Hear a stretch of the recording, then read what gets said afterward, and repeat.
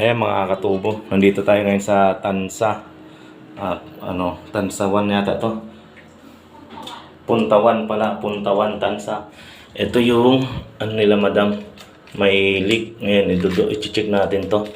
Ayan, kung napansin nyo, ayan oh. Ito yung leak talaga. Patayin natin kung magli-leak pa siya. Tapos ito rin, ayan, pansin nyo, nagli-leak din.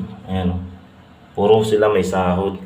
Ayan eh, gagawin natin ito ngayon. Ayan. Update ko na lang kayo mamaya guys pag nagawa ko na. Ayan, wait lang.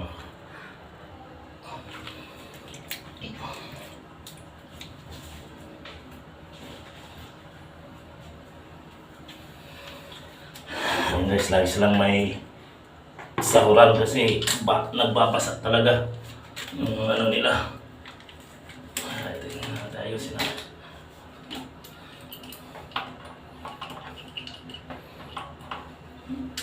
Hindi ko papatayin yung linya niya? Hindi po, ano lang po ito. Okay.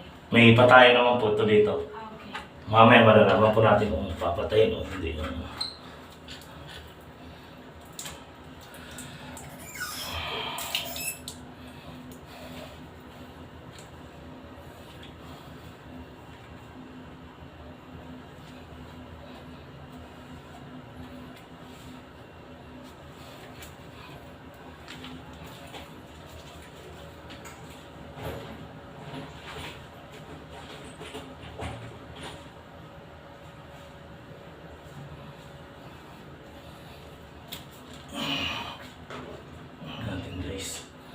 So mga gusto magpa-home service dyan mga katubo, PM lang po kayo.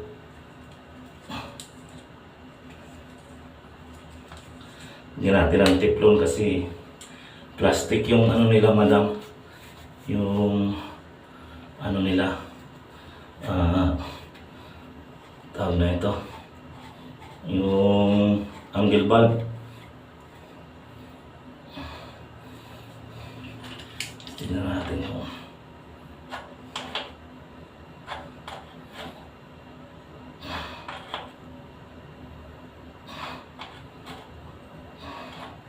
ayan, naglulus oh. Kaya tumatagas. Simulan natin. Ayun, okay na. Itong isa, ano ba yung problema na itong isa? Ayun din.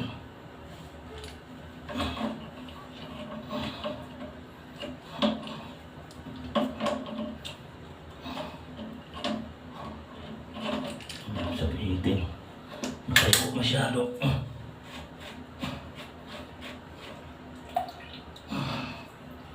Ayan din natin ito.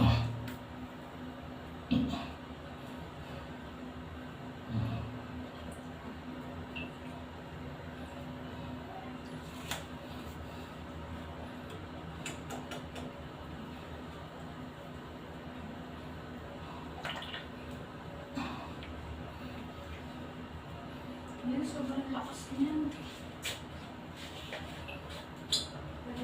Nalagyan natin ito muna. Ito po ang pinakamalakas. Oo, nakaka-15 tabo yata kami. Naku, dagdag ko sa ano nyo. Ibig sabihin po, Oo, tumaas po yung ano namin. mataas nyo yung bill nyo po ma'am. Yung minimum lang namin dito, nasa 130 mahigit lang. Ngayon, nasa 200 na mahigit. Yun lang.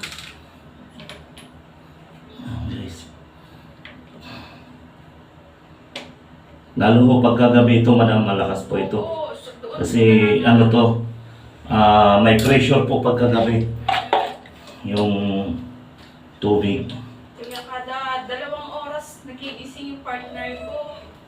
Parang ano naman niya yung oras kung ilang oras na napupuno sa tabo. Ayan guys, tingnan natin.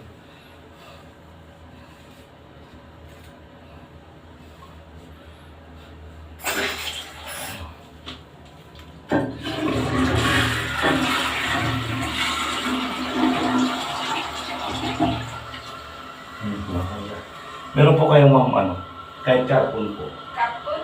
Opo, yung tuyo lang po. O kaya tissue. Ano, isang ano lang.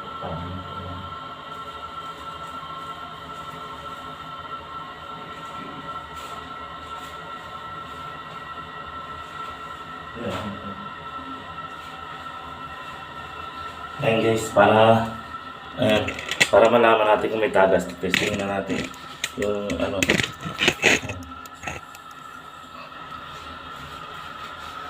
Ayan po, basa, tuyo po, okay na. So, ibig sabihin dito, malalaman natin kung ayan, may papatak. Ayan, ilalagay natin dito sa top. Ayan, para ayan. Ganyan po yung pag-testing, kung tip lang sa pag-testing. Pag wala ng tagas, ayan, okay na siya. Ayan, okay na rin siya.